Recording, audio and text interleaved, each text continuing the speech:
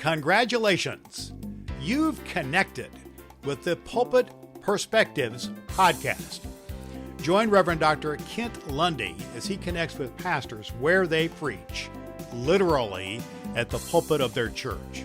It's a point of view with purpose and personality that informs and inspires with real-life stories from great preachers you need to know. Your host is Reverend Dr. Kent Lundy. Let's join Kent at a pulpit with a fresh perspective from his guest preacher. Hello and welcome to Pulpit Perspectives Podcast. I'm your host, Reverend Dr. Kent Lundy. Pulpit Perspectives Podcast exists to create connection amongst North District clergy and their congregations. I'm coming to you from the sanctuary of Elkhart, Dunlap United Methodist Church, standing here in the chancel with their pastor, Reverend Melissa Englehart. Melissa, welcome. Thank you. It's great to be here. All right. Wonderful to have you. So how long have you been pastor here at Dunlap? I've been here for almost 5.5 years. 5.5 years. But we're not telling anybody that so that we can stay longer. Oh, okay. All right. Your secret's safe with me. All right. Got it. Okay. So what brings you joy? Oh, so much brings me joy. But I got to say, one of the things that we do at this church is our kids are involved in the day-to-day operations, especially throughout worship. And so when I see a kindergartner bringing our offering forward, or a second grader serving as an acolyte for the first time because he's finally tall enough, or a middle schooler who's a liturgist and runs back to be an usher and then is teaching that second grader how to be a liturgist. It's just a lot of fun to see them joyfully involved. Yes. And serving. Wow, absolutely. That's good for you as pastor to insist that they're involved and to train them so they're involved properly. Well done. Mm-hmm. Nicely done. I love it. Okay. All right. So just go with me for a second. If ministry were a basketball game, all right, and you're picturing the folks in the stands that are cheering you on. Who is that's cheering you on to be encouraged to do this thing called ministry? I feel like you're asking me who's in the cloud of witnesses right now. Sure. But, coming out of All Saints Sunday recently, that's where my brain goes.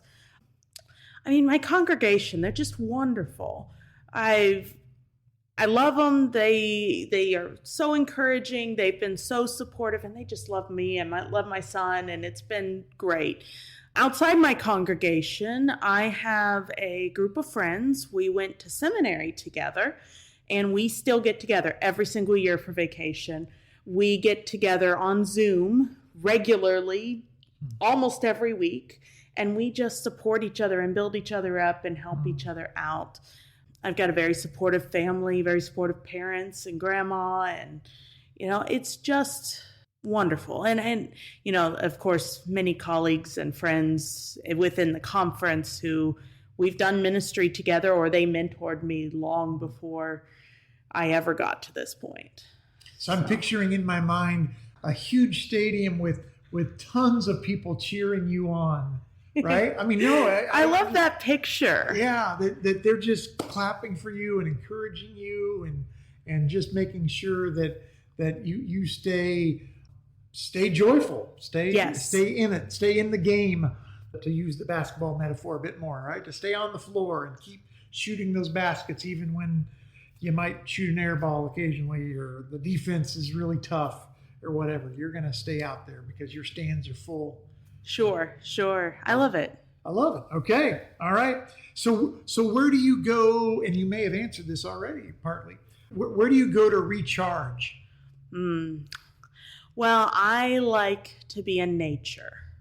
So I like to find a spot outside, maybe at a park, maybe at state park or local park, or even just my backyard, to be outside. I like to go on hikes. In my family, the Smoky Mountains are very, very precious to us, and we go back there a lot. I mean, even just recently when I was doing my 6-month sermon planning, I went and I found a labyrinth over by Notre Dame and by Memorial Hospital where I could walk and just pray and just be in the presence of God, out in nature. What a gift. Yes. To connect to the Creator in the creation. Yes. And sometimes I'll go and I'll draw and I'll just do some art as I pray, as if I'm staying in one place. But I have to be moving in some way, my feet or my hands, as I'm spending that time. Mm-hmm. Well, that's very biblical. Yeah. A lot of people in the Bible moved Absolutely with and on their feet. So good for you. You're in great company. So what's your go-to Bible verse? Psalm 119, verse 105. Thy word is a lamp unto my feet and a light unto my path. It's been one of my favorites for a long time. I mean, I just told you how I like hiking. I like walking as I pray. And so that idea of journey has always been very powerful for me as I look at ministry and living my walk as trying to be a disciple of Christ and making disciples and all that. And so the idea that I'm not doing this under my own power or having to chart my own course, but that I'm following the light of Christ in whichever way God wants me to go. And we're back to the feet. Yes. The metaphor of movement, right? Yes. that you don't need a path to be illuminated if you're standing still. Right. You don't. There you go. Okay. So when did you know you were called to vocational ministry? I was 12 years old. Mm-hmm. I was at Epworth Forest on a confirmation retreat with Mike Butler. He was our associate pastor at the time. And there were about 10 of us in the confirmation class. But that's when I first recognized it. It's a long story. But the next time, but I didn't fully accept it yet. 2 years later, summer, getting ready for high school, I went to one of my pastor's ordination services. I don't remember who that was now, but they did the call asking if anyone wanted to come forward, and I wrestled with it. So 14 years old, sitting in this chair at Purdue University, sobbing because I felt like I was supposed to go forward, but I was afraid. And so I ended up not going. And David Schramm told my mom, he said, you tell her she'll have another chance. She's going to camp. So I went to Institute at the time at Epworth, and commitment night came. And back then, it was a big deal. You dressed up, you brought nice clothes for commitment night. And my youth group was big. We tended to sit towards the back, and they made that first call, which is anyone who wants to follow Jesus, go forward. And people go forward. Anyone who wants to recommit their life to Jesus, go forward. Almost everyone goes forward at that point, And then they make the third one, which is if you feel called into ministry. And at this point, I knew this was coming. I was prepared for it, unlike the last time. Mm-hmm. And I'm sitting here. I don't know if I'm ready to say yes. Scared, crying. And then I feel a finger pushing me forward. I turn around, no one's there. And I'm like, okay, God, I get it. I'm done. I'm done fighting. And I went. And that was it for me. I kept going from there. Started the candidacy process. Back then you could start before you were 18. Very soon after that. And it was a good thing. It was a good thing. Bishop Mike was very supportive at that time. He did a lot of meals and workshops and things with young people who felt called into ministry. And I will always be grateful for that and for that kind of support I had at that time.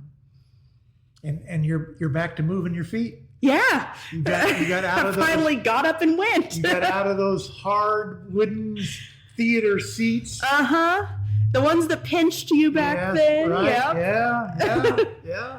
And look at you, been on the move ever since. Yeah. All right. Well, pretend with me for a moment that you're going axe throwing.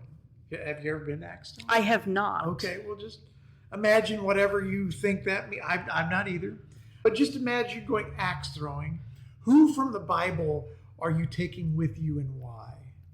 I'm going to say Esther. Because she's willing to try just about anything. Even if she doesn't know if it's going to work out. But she'll try. And she may not be good at it. I don't know. I'm not sure I want someone who's good at it because I'm not going to be good at it. Okay. I think if we can be bad together, that can be a lot of fun. But the laughter and the stories we share and the way we could talk to each other, and I could ask her questions about what were you thinking? What were you feeling in these as you made these very hard decisions, as you stepped forward in some very risky ways? What was going through your mind at that time? So I think it'd be fun to go with Esther. Esther, all right. For such a time as axe throwing. Yes. Okay. So if you had a team name, what would it be? Oh, yeah. Now you're asking me to be creative. Ah. Oh, I don't know. Maybe for such a time as axe throwing. For such a time as axe throwing. Okay. And who knows? Maybe there's a sermon series in there. Right? Maybe. Yeah. Who knows? Who knows? All right. Well, what lesson have you learned the hard way? I'd say that you have to be really careful to have good support. That sometimes life is going to be hard. Appointments are going to be hard. Things are not going to go well. And you better make sure you did not alienate your support or lose your support. And pray that you built good support at one time, that when you're ready, when you need it, they're there. What a powerful lesson. Yeah. Yeah. And I hear in that, reading between the lines, that you've been a faithful student to that lesson, and that you continue to know the importance of support. And I think so. Yeah. Yeah. Good for you. Yeah. We're not meant to do this thing alone. So, Right. Absolutely. Right. Yeah. So what is an ordinary place that's extraordinary because of what's happened to you there? Epworth Forest. Absolutely Epworth Forest. Even now, if I go back for a retreat or a meeting or anything, I walk down to the beach and I stand in it, because that's where I first recognized my call at 12. I can't go back to the auditorium the way it was. And I loved to walk the labyrinth, and that's long gone. But to stand on that beach and to remember being called and what it felt like, and the fear, but also when I accepted it, and the peace that brought to finally say yes and stop wondering. Mm-hmm. So from someone on the outside, they could say, well, that's just a bunch of trees and cabins and big deal, right? I mean, it's just a space on a map. But for you, because of you meeting the Spirit's calling in your life, that is no ordinary. Oh, it's place. not. It's holy ground for me. Yeah. Okay. Yeah. Excellent. Thank you. So what do you hope your fellow clergy know About. Yes. The recent years have been hard for us. Hard in COVID, hard in our denomination. Many of us have struggled. Our families have made different decisions than we have. But we're still here, and Jesus is still Lord, and that's not going to change. And so we keep serving where God calls us to serve until God calls us to serve another way, and then we serve in that way, because Jesus is still Lord, and that's not going to change. Oh, preach, sister. I hope your clergy colleagues know that, because that's beautiful. I sure hope so. Yes, that is a great reminder for them. So thank you for blessing them that way. Yeah. Well, last question, and I appreciate your time. So everything that has a beginning has an ending. So your time here at Dunlap United Methodist Church will come to an end. I'm not wishing that to be anytime soon. Sure. I'm not predicting anything, but there's going to be a time, you know it, everybody knows it, right, that you're going to walk out these doors for the last time. Yes. So you're walking out those doors for the last time and thinking about your legacy. What 3 words come to mind when you think about your legacy here at this church? I hope calling is one of them, because I want everyone to be able to find their calling, whatever that is. And I want, like those children who are serving. This is how they're called to serve right now. Mm-hmm. And so I hope calling's one of them. I always want hope to be one of them. That while things may change within the church, it's not always going to look like we want it to look, but there's still hope in Christ, and the church will go on in some form. And I think love. This church has gone through a lot to love each other.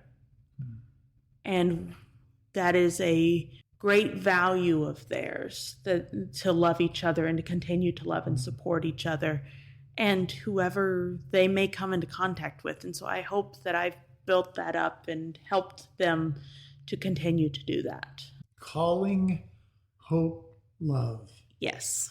That would be an outstanding legacy to leave this church. Yeah. And that will be my hope and prayer for you, Melissa. Well, maybe when that time comes, I'll make it the sermon series before I leave. Okay. But let's hope that's not for a long time. No. Long time, of course. Of course. But when it does. Because it does. Because we are itinerant. Right. Maybe I'll look back on this and remember those words. Okay. Well, Reverend Melissa Englehart, thank you so much for being a guest today with me. Well, thank you, Kent. It's so great to have you here. Thank you for having me. Well, this has been Pulpit Perspectives Podcast, coming to you from Elkhart, Dunlap United Methodist Church. Pulpit Perspectives Podcast exists to create connections among clergy and their congregations. I would invite you to learn more about all the great things God is doing in the midst of the North District by checking out the Facebook page that the North District has. You can also learn more about the Indiana Conference on the World Wide Web at inumc.org. inumc.org. Well, I'm your host for Pulpit Perspectives Podcast, Reverend Dr. Kent Lundy, signing off for now. There you have it, a fresh perspective from the pulpit with a great preacher. You know you want to hear more. You can do just that by connecting with Pulpit Perspectives with Reverend Dr. Kent Lundy on Apple Podcast and Spotify, where you can like and follow the podcast. What's more, you can spread the good news about Pulpit Perspectives in your church and with your neighbors. Plan now on joining Kent at the pulpit, where you'll meet another great preacher on Pulpit Perspectives.